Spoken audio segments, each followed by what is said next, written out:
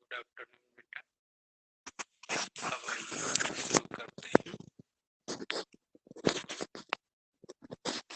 तो कल हम लोगों ने जो है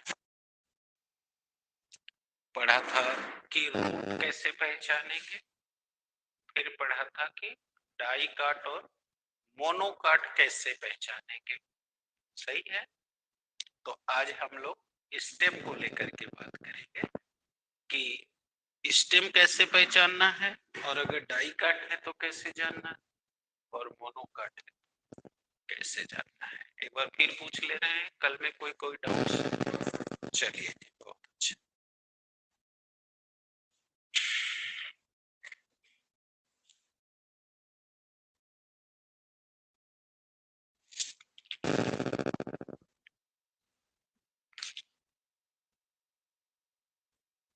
अब हम लोग स्टेम की आंतरिक रचना देखने जा रहे हैं।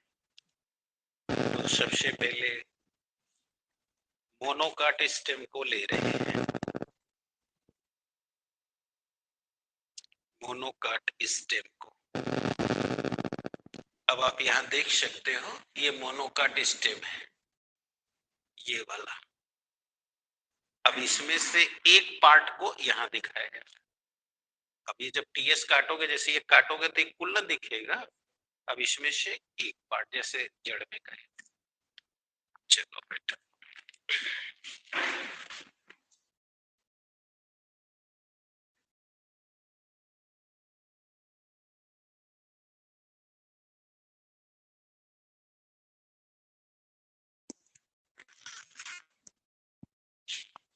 देखो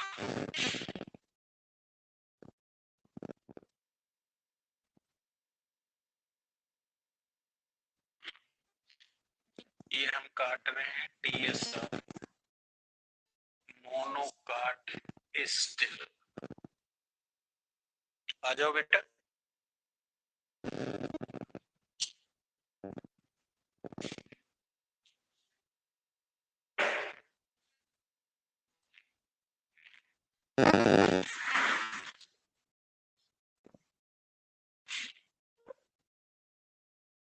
अब ये देख गए होंगे, स्टोमेटा हो गया और इधर हो गया तुम्हारा स्टेम हेयर, जो जानते हो मल्टी सेलुलर होता है। Very good.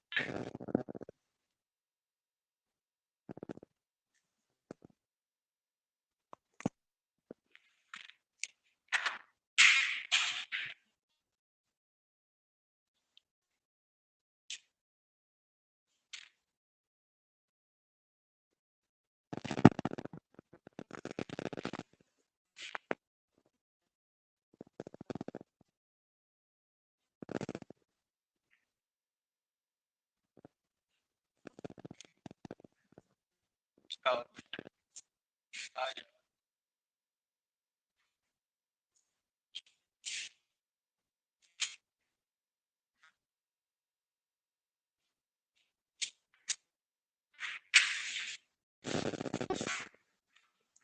अब ये तो पहचान रहे होंगे कि इंटरसेलुलर स्पेसेस को भरा जा रहा है, यानी पोलन काइमा है।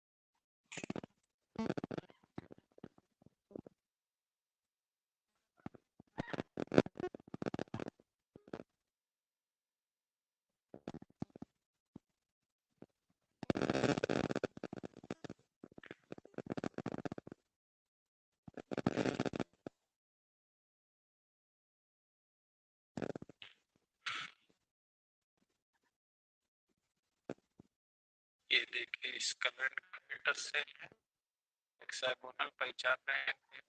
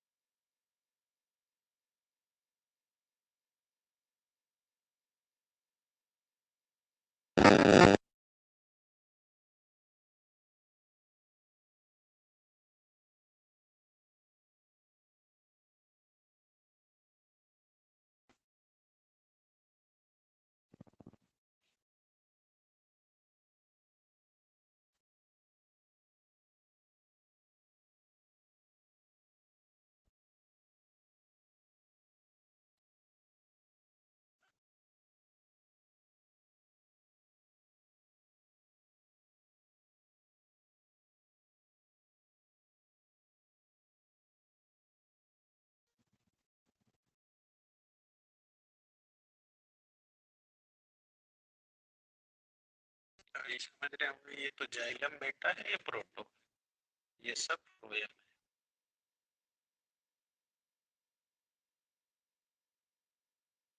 सब देख रहे होंगे हेक्सागोनल सेल है इस करंट का।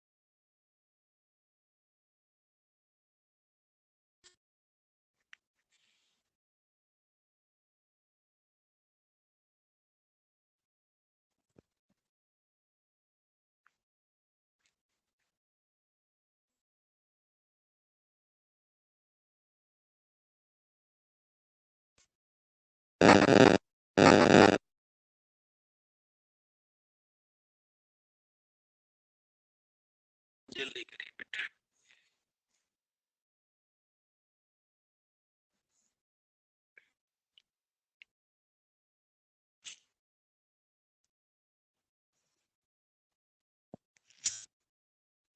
ये जो है मोनोकाट स्टेम का है, तो अभी हम इसकी रचना आपको बता दें। कल वाला क्लियर है ना, लिख भी लिए होंगे।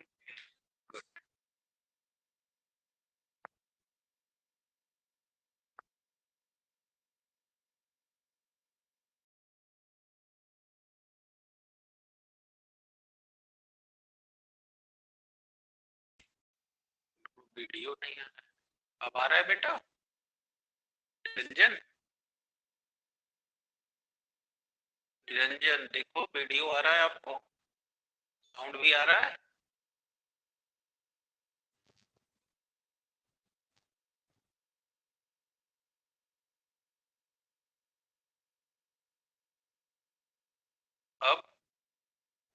अब साउंड आ रहा है देखो।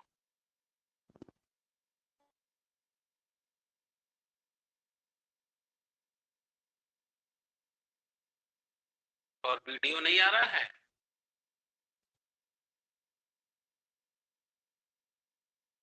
वीडियो यहाँ से तो जा रहा है, वीडियो देखो, नेटवर्क प्रॉब्लम होगी तब। अब साउंड सुनाई दे रहा है बट वीडियो नहीं आ रहा है, तो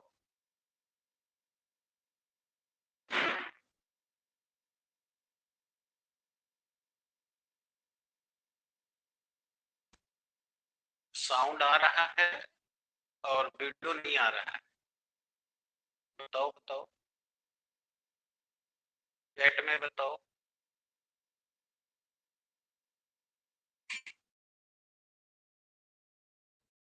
तो नेटवर्क प्रॉब्लम होगी।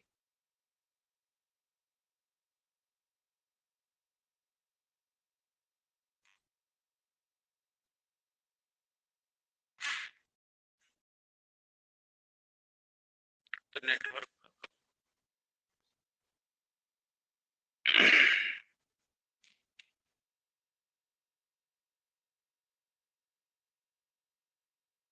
चले, आइए देखिए,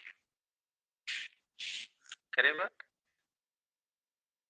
तो अगर हम बेटा किसी भी मोनोकाट स्टेम का ट्रांसफर सेक्शन काटकर माइक्रोस्कोप से ऑब्जर्वेशन करें, ठीक है, माइक्रोस्कोप से ऑब्जर्वेशन करें। एक मिनट, इसका हो सकता है कि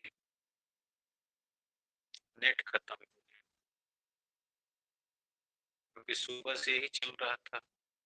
अब आइडिया कर देते हैं।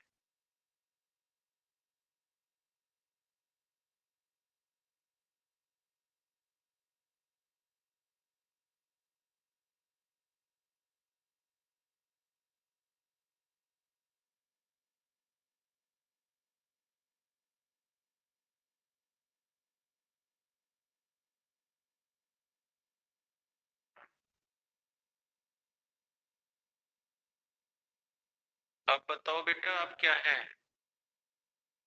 अब सुनाई भी दे रहा है, दिखाई भी दे रहा है।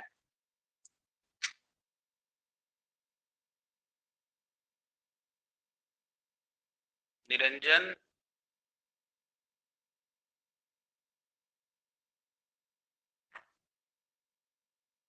अब वीडियो आ रहा है और सुनाई दे रहा है कि नहीं?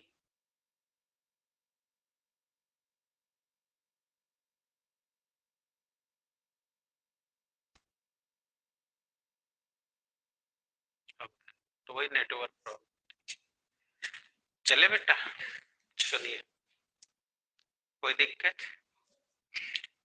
तो यदि हम किसी भी स्टेम, मोनोकाट स्टेम का ट्रांसफर सेक्शन काट कर माइक्रोस्कोप से ऑब्जर्वेशन करें, तो पाते हैं कि सबसे बाहर की तरफ बैरल शेप एपिडर्मल कोशिकाओं का वन सेल थिक लेयर होता है, जिसे एपिडर्मिस कहते हैं, जिसके ऊपर एक पतली क्यूटिकल की लेयर होती है, जो जड़ की अपेक्षा थिक होती है और इसमें जगह जगह स्टोमेटा रहती है, अतः उनके बीच में स्टोमेटा की ओपनिंग और चैम्बर देखा जा सकता है और लगा हुआ हेयर मल्टी सेलुलर है, अतः इसलिए इसे हम स्टेम हेयर कहते हैं। अब इसके नीचे जो इसका ग्राउंड टिश्यू वाला पोर्शन है उसमें हाइपोडर्मिस सेकेंड डाइकाट वाले में देखा जाता है, मतलब जो डाइकाट स्टेम होता है उसमें हाइपोडर्मिस रहता है, लेकिन इसमें इस पोर्शन में हाइपोडर्मिस का अभाव है। इसमें कोलेनकाइमा या स्क्लेरेनकाइमेटस सेल होती हैं जिसमें क्लोरोफिल भरा होने के कारण इन्हें क्लोरेन काइमा कहते हैं, ठीक है। और वेस्कुलर बंडल जो आप यहाँ देख रहे हैं वह अब जड़ की तरह एक घेरे में बंद नहीं रहता, बल्कि यह फैला होता है, यानी कि ग्राउंड टिश्यू में यह स्कैटर्ड होता है और इसकी संख्या जैसे अभी मैं चित्र में दिखा रहा था कुछ बच्चों को 6 से हमेशा ज्यादा और बिखरे रहते, यानी एक जगह नहीं रहते। ओके, अब अगर हम वेस्कुलर बंडल को देखें तो बंडल एक आवरण से चारों ओर से घिरा रहता है जिसे हम बंडल शीथ कहते हैं, ये देखो लिखा है मैंने। और इसके भीतर मेटाजाइलम की स्थिति पेरिफेरल और प्रोटोजाइलम की स्थिति सेंट्रीपिटल। तो बोलो इस कंडीशन को एंडार्च कहते हैं। और इसमें देखो वेस्कुलर बंडल के अंदर जाइलम फ्लोएम दोनों मौजूद हैं, अर्थात यह कंज्वाइंट वेस्कुलर बंडल है, तो इस नाते ये स्टेम है। यही है आंतरिक रचना मोनोकाट स्टेम की। अब चलो बताते हैं ये तना क्यों है और डाइकाट क्यों है, अरे मोनोकाट क्यों।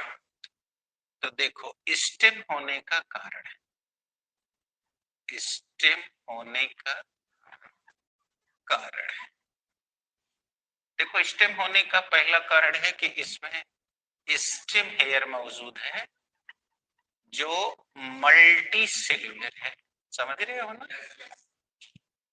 दूसरा कारण क्या है, दूसरा कारण ये है कि इसमें जो वेस्कुलर बंडल देख रहे हो उसमें प्रोटोजाइलम की स्थिति सेंट्रीपिटल है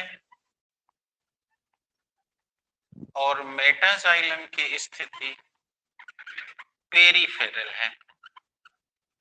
इसी से हम पहचान रहे हैं, इस कंडीशन को आप एंडार्च कहते हो, इस नाते ये तना है। और अगली कंडीशन क्या है कि इसमें वेस्कुलर बंडल स्कैटर्ड है, यानी किसी एक घेरे में बंद नहीं है, बिखरे हुए हैं, समझ आ गई।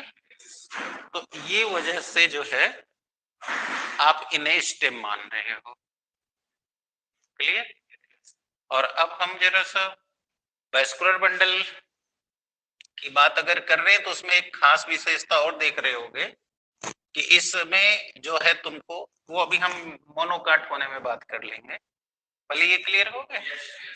अब देखो मोनोकाट क्यों है उसका कारण देखो, मोनोकाट स्टेम होने का कारण देखो, पहला कारण तो ये है मोनोकाट होने का कि इसमें वेस्कुलर बंडल की संख्या 6 से ज्यादा है, यानी 6+ है।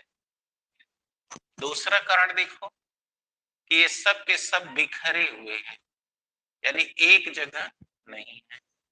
तीसरा कारण है कि इसमें हाइपोडर्मिस नहीं होती, हाइपोडर्मिस उस वाले जोन में कोलेनकाइमा स्क्लेरेनकाइमा जोन होती है, बट हाइपोडर्मिस नहीं होती।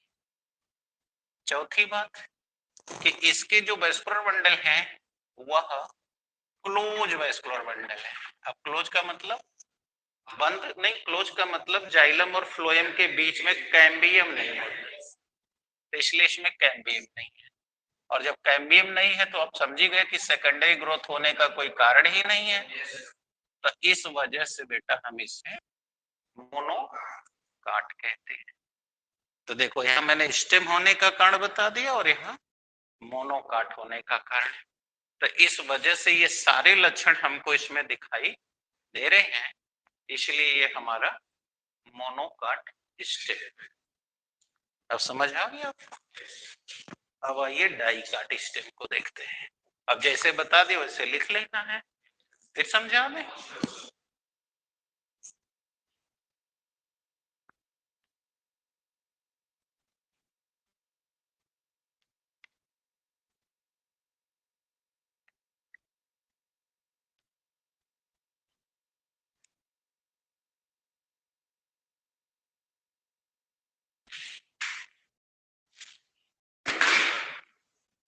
Dicot stem.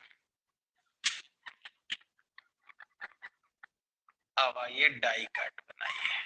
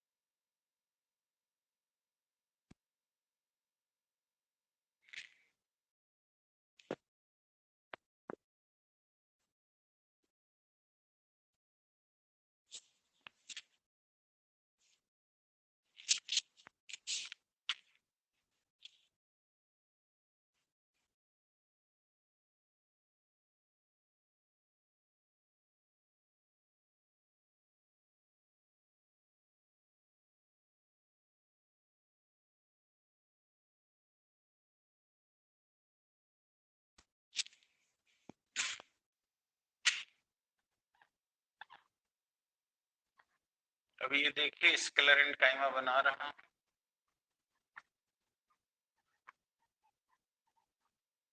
अब ये हाइपोडर्मल जोन स्टार्ट हो रहा है।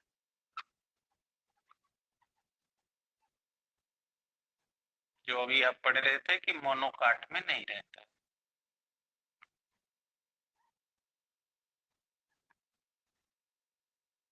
और इसमें देखिए ये क्लोरोफिल भर जाएगा तो ये क्लोरीन काइमा हो जाएगा।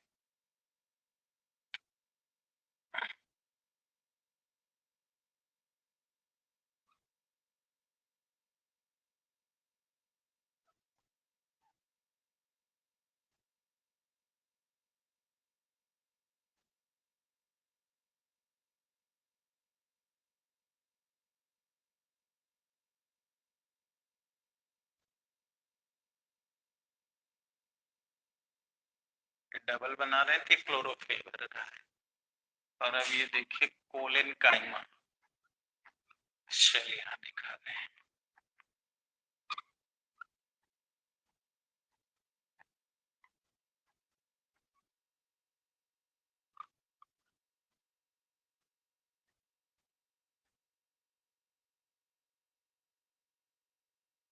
अब ये सेलुलर इंटरसेलुलर जो स्पेस है ये सारा भर जा रहा है।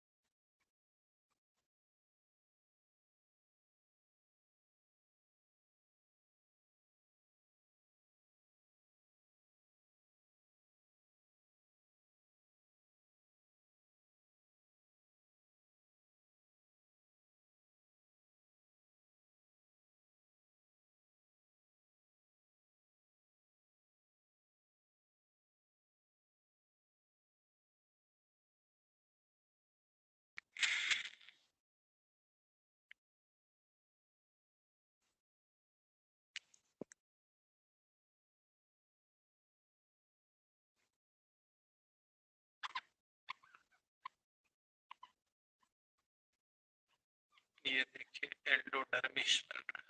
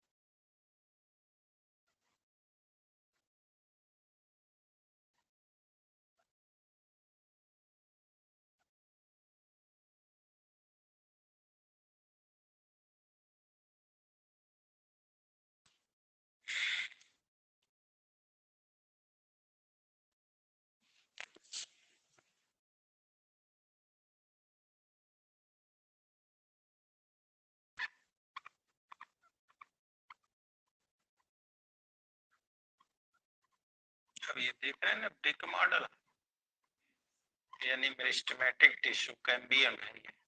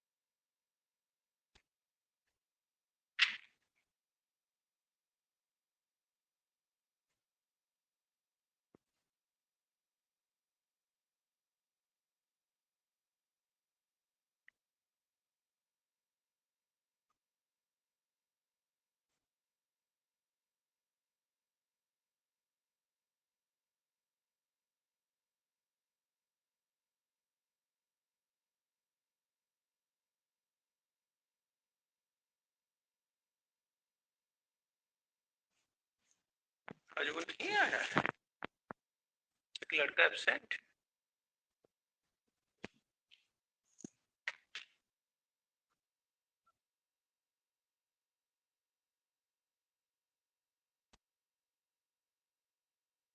अच्छा, दोपहर में आलस कर रहा है।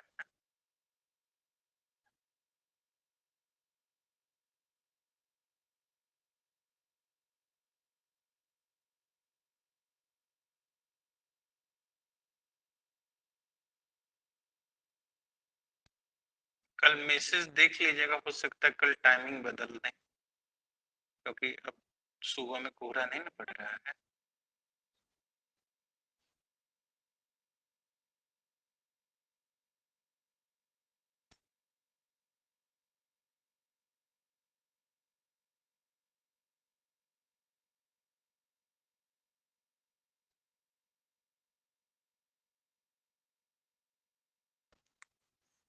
ऐसे ही ये सब में रहेगा, देख रहे हैं?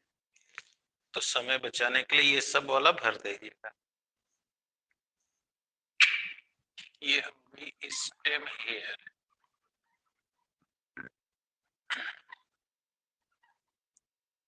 क्यूटिकल,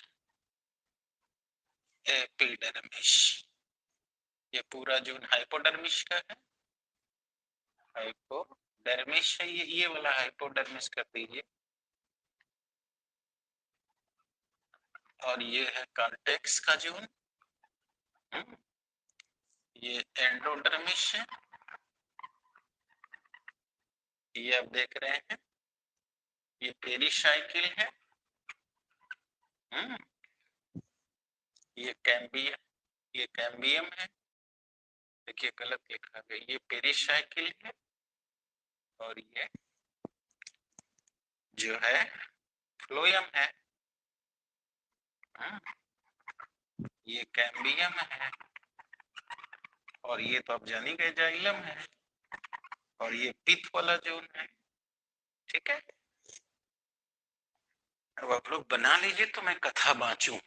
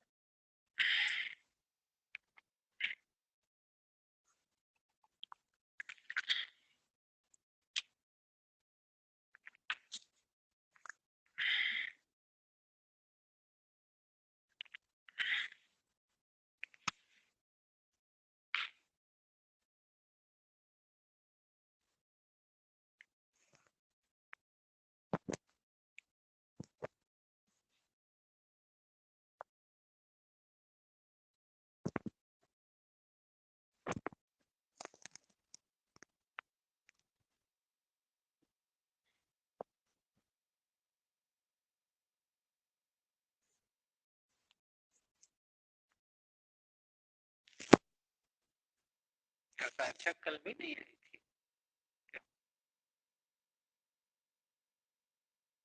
तो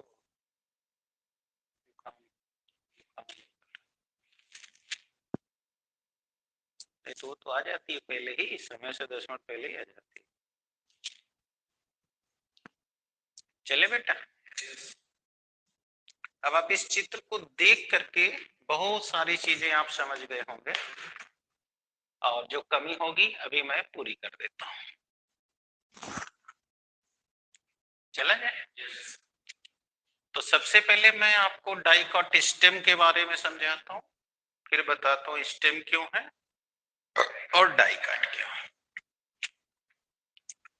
तो ये टीएस ऑफ डाइकॉट स्टेम है। तो अगर आप किसी भी द्विबीजपत्री पौधे की तने को लेकर ट्रांसफर सेक्शन काटकर अगर आप उसे माइक्रोस्कोप से ऑब्जर्वेशन करें तो आपको इस प्रकार की रचना दिखेगी।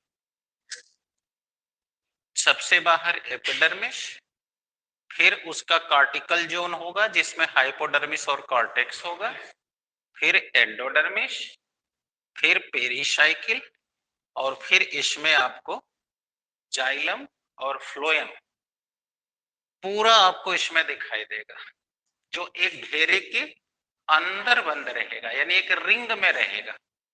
जबकि अभी आपने देखा था मोनोकाट में वो वैस्कुलर बंडल स्कैटर्ड था, वो घेरे में नहीं था। और पिक का एक बहुत बड़ा जोन होगा। अब एक एक करके सीखिए। अब जैसे पहली हेडिंग हम दे रहे हैं एपिडर्मिस। सबसे बाहर की तरफ बैरल शेप सेल से मिलकर बनी हुई एपिडर्मल की लेयर होती है, जो 1 या 2 सेल थिक होती है। इसे हम एपिडर्मिस कहते हैं, जिसमें जगह जगह स्टोमेटा भी देखे जा सकते हैं और क्यूटिकल की लेयर भी देखी जा सकती है, और इससे लगे हुए अनेकों स्टेम हेयर देखे जा सकते हैं जो मल्टी सेल्यूलर होते हैं। इसी से हम पहचान पाते हैं कि यह स्टेम है। इसके नीचे स्क्लेरन काइमेटस सेल की बनी हुई हाइपोडर्मल सेल होती हैं, जो क्लोरीन काइमा से भरी रहती हैं, इसलिए ग्रीन दिखती है। और इनके नीचे कोलेनकाइमा और पेरेनकाइमा सेल से बना हुआ कॉर्टिकल जोन होता है, जिसके नीचे एंडोडर्मिस की लेयर, और फिर इसके नीचे हमें पेरीसाइकिल 3 और 4 सेल लेयर दिख जाती है। और इसके नीचे वैस्कुलर बंडल एक रिंग में रहता है, जिसमें मेरिस्टेमेटिक टिश्यू की बनी हुई ब्रिक मॉडल कैम्बियम दिखाई देती है। ऊपर में फ्लोएम, नीचे में जाइलम, अर्थात यह कंज्वाइंट वैस्कुलर बंडल होता है, जिसमें वैस्कुलर बंडल के अंदर फ्लोएम ऊपर, जाइलम नीचे, इसमें मेटाजाइलम पेरिफेरल और प्रोटोजाइलम सेंट्रपेटल होता है, जिसमें अनेक मेडुलरी रेज भी देखी जा सकती हैं, अर्थात यह एंडार्च कंडीशन होता है। और इसके नीचे पीठ का एक बहुत ही विकसित क्षेत्र होता है। यही आंतरिक रचना टीएस ऑफ डाइकॉट स्टेम कहलाती है। अब मैं बताता हूं स्टेम होने का क्या कारण है। तो देखिए, इसके स्टेम होने के क्या कारण है।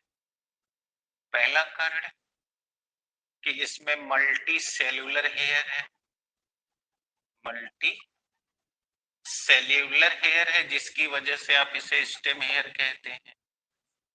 दूसरा अगर देखिए तो इसके अंदर में हाइपोडर्मिस है, जबकि आप जानते हैं कि हाइपोडर्मिस केवल डाइकॉट में ही होती है।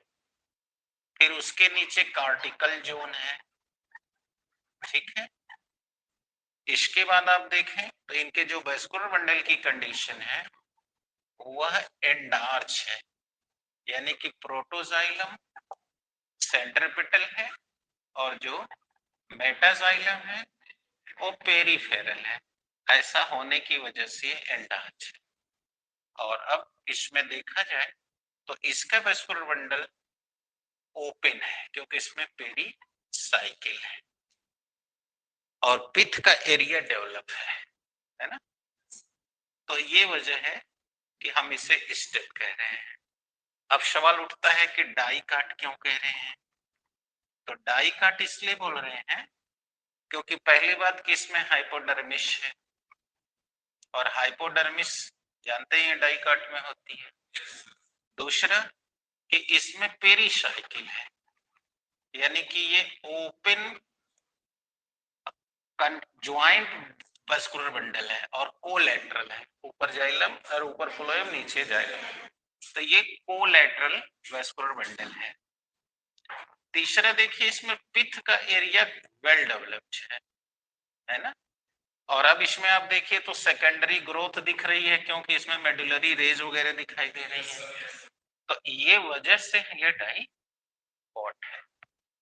तो ये है डाई काट होने का कारण है और वो है स्टेम होने का कारण। समझ आ गई? तो इसके बिहाफ पर हम लोग मानते हैं कि ये डाई काट है और वैस्कुलर बंडल जो होंगे वो घेरे में रहेंगे यानी रिंग में, ये स्कैटर्ड नहीं है। अब समझ आ गई? तो इस वजह से ये डाई काट हो गया। तो अब स्टेम का भी काम खत्म और रूट का भी काम खत्म हो गया। अब बोलिए कोई प्रॉब्लम? तो अब आपकी बात होगी लीफ की, तो हेडिंग देंगे आप लीफ।